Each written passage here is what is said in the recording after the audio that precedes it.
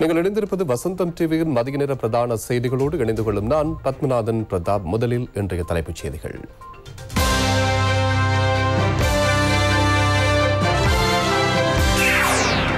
கம்பீரமாகவும் எளிமையாகவும் இலங்கையின் 73வது சுதந்திர தின நிகழ்வுகள். நாட்டின் இறைமைக்கு பாதிப்பு ஏற்படும் வகையில் பொய் பிரச்சாரங்களை பரப்பும் சக்திகளுக்கு எதிராக எழுந்திருக்க வேண்டும் என ஜனாதிபதி வலியுறுத்து. உயிர்த்த ஞாயிறு தாக்குதல், மத்திய வங்கி கொள்ளையுடன் தொடர்புபட்டவர்கள் நிச்சயம் தண்டிக்கப்படுவர் என ஜனாதிபதி உறுதி. நல்லாட்சியின் போது முறையற்ற விதத்தில் நியமனம் வழங்கிய 14,000 பேர் முறையான வேலை திட்டத்தில் இணைப்பு. நேற்றைய தினமும் 4 கொரோனா மரணங்கள் பதிவாகிய நிலையில் 711 தொற்றாளர்கள் கொரோனா பட்டியலில். தொடர்வது விரிவான செய்திகள். போலி தகவல்கள் ஊடாக பொதுமக்களை பிழையான வழிக்கு திசை திருப்பி நாட்டின் இறையாண்மையை பாதுகாப்பும் தலைமைத்துவத்திற்கு எதிராக தேசத்துரோக சக்திகள் ஒன்றிணைந்து கடந்த காலங்களில் செயல்பட்டதை போன்று நிகழ்காலத்திலும் செயல்படுவதாக ஜனாதிபதி கோட்டாபய ராஜபக்ஷ தெரிவித்துள்ளார். பொதுமக்கள் இதனை சிந்தித்து செயல்பட வேண்டும் என 73வது தேசிய தின நிகழ்வில் உரையாற்றும் போது ஜனாதிபதி வேண்டுகோள் விடுத்தார். குறுகிய நோக்கங்களுக்காக தனக்கு ஆதரவளித்தவர்களை மகிழ்விப்பதற்காக நாட்டிற்கு குந்தகம் விளைவிக்கும் வகையிலான தீர்மானங்களை எடுக்க ஒருபோதும் தயாரில்லை எனவும் ஜனாதிபதி சுட்டிக்காட்டினார்.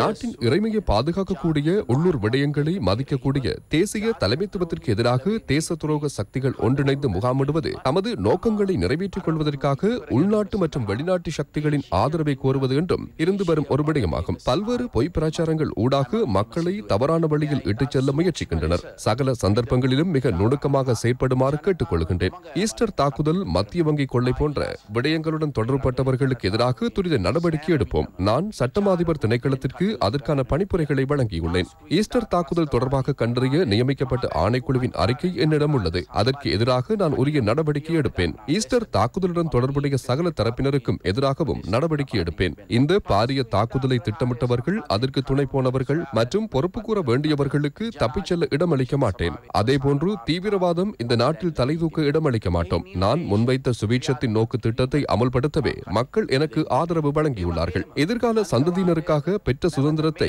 சகல சந்தர்ப்பத்திலும் பாதுகாப்பேன். எமது நாட்டின் ஆழ்புல ஒருமைப்பாட்டை பாதுகாப்பேன் என்பதை அரசு தலைவர் என்ற வகையில் நான் உறுதிப்படுத்துகின்றேன். அந்த உறுதிமொழியை நான் என்றும் பாதுகாப்பேன்.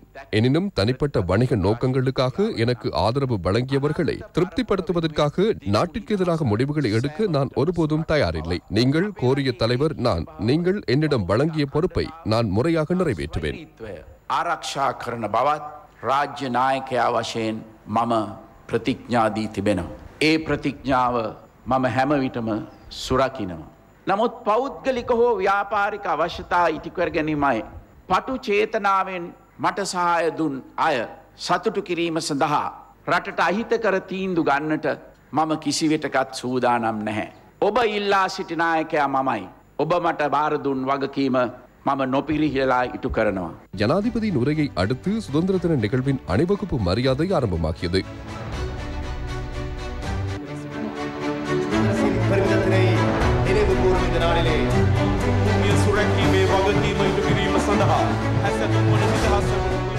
கொரோனா தொற்றிற்கு மத்தியிலும் சுகாதார வழிமுறைகள் பின்பற்றப்பட்டு இம்முறை தேசிய சுதந்திர தின நிகழ்வுகள் மிக எளிமையாக ஒழுங்கு செய்யப்பட்டிருந்தது. எனினும் தேசிய தின நிகழ்வின் அபிமானத்தை பாதுகாத்து முப்படையினர், போலீசார், போலீஸ் விசேட அதிரடிப்படை மற்றும் சிவில் பாதுகாப்பு திணைக்களத்தின் அணிவகுப்பு மரியாதைகள் இடம்பெற்றன. கலாச்சார நிகழ்வுகளினால் தேசிய தின நிகழ்வுகள் மெருகூட்டப்பட்டன.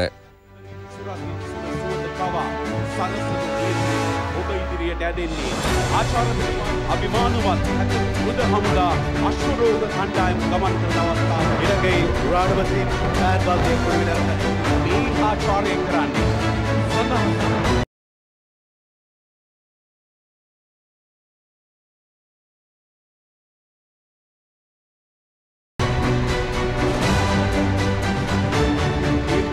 යන මගේ හිම ශ්‍රී ලංකා කාලතුවක්කු හමුදාව 73 වන ජාන H.A. අරුණශාන්ත ජානි සහිතව ශ්‍රී ලංකා සිංහල රෙජිමෙන්ටුවේ சம்பிரதாய பூர்வமாக தேசிய சுதந்திர தினத்தையொட்டி இலங்கை கடற்படையினரால் 21 மரியாதை வேட்டுகள் காலிமுகத்திடலில் தீர்க்கப்பட்டன.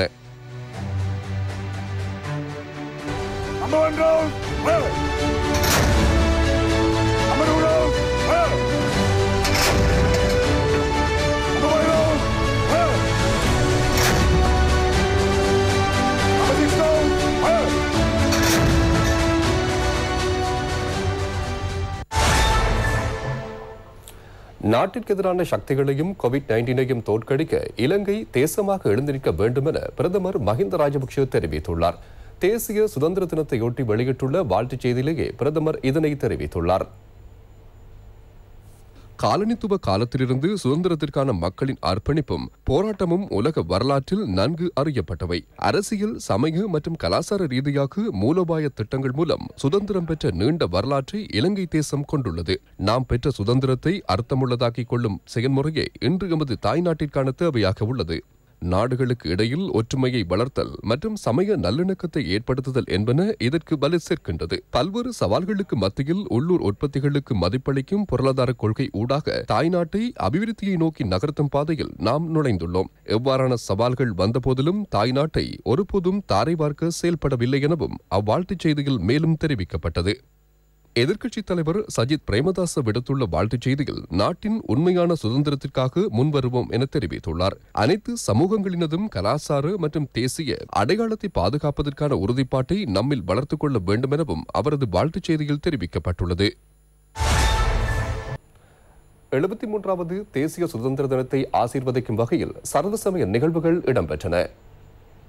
சுதந்திர தினத்தையொட்டி பௌத்த சமய நிகழ்வுகள் நரையன்பேட்டை அபயாராம விகாரையில் இடம்பெற்றது. பேராசிரியர் சங்கைக்குரிய மெதகுட அபேதிச தேரரின் அனுசாசனத்திற்கு அமைய இந்நிகழ்வுகள் ஒழுங்கு செய்யப்பட்டிருந்தன. இந்து சமய வழிபாடுகள் பம்பலப்பட்டி புதிய கதிரேசன் கோவிலில் இடம்பெற்றது. ஸ்ரீ சிவ நாகராஜ குருக்கள் பூஜை வழிபாடுகளை நடத்தியதுடன் அமைச்சர் டாக்டர் தேவானந்தாவும் இதில் கலந்து கொண்டார். மேற்றானியார் வணக்கத்திற்குரிய கர்தினல் மெல்கம் ரஞ்சித் தாண்டகை தலைமையில் பொரலை புனித கிறிஸ்தவ தேவாலயத்தில் ஆராதனைகள் இடம்பெற்றன. ராஜாங்க அமைச்சர்களான அஜித் நிவாட் கப்ரால், சனத் நிஷாந்த் ஆகியோரும் இதில் கலந்து கொண்டிருந்தனர். தேசிய சுதந்திர தினத்தையொட்டி இஸ்லாமிய வழிபாடுகள் பம்பலப்பட்டி மஜ்மாவுல் ஹைராத் ஜும்மா பள்ளிவாசலில் இடம்பெற்றது. அமைச்சர் அலி சப்ரி, ஊவா மாகாண ஆளுநர் AJM மொசம்பில் உள்ளிட்ட மக்கள் பிரதிநிதிகள் பலரும் இதில்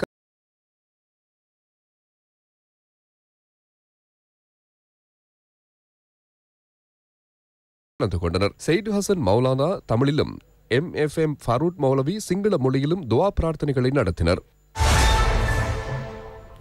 73வது தேசிய சுதந்திர தினத்தையொட்டி நாட்டின் பல பகுதிகளிலும் நிகழ்வுகள் ஒழுங்கு செய்யப்பட்டிருந்தன. நாவிதன்வெளி பிரதேசத்தின் பிரதான நிகழ்வு பிரதேச செயலக வளாகத்தில் பிரதேச செயலாளர் S. ரங்கநாதன் தலைமையில் இடம்பெற்றது. தேசிய கொடியேற்றப்பட்டது. தேசிய கீதம் இசைக்கப்பட்டதுடன் சுதந்திரத்திற்காக உயிர் தியாகம் செய்தவர்களை நினைவு கூர்ந்து 2 நிமிட மௌன அஞ்சலியும் செலுத்தப்பட்டது. பிரதேச செயலக வளாகத்தில் பயன்தரும் மரக்கன்றுகளும் நடப்பட்டன. வவுனியா மாவட்ட செயலகத்தின் ஏற்பாட்டிலும் வவுனியா நகரசபை மைதானத்தில் சுதந்திர தின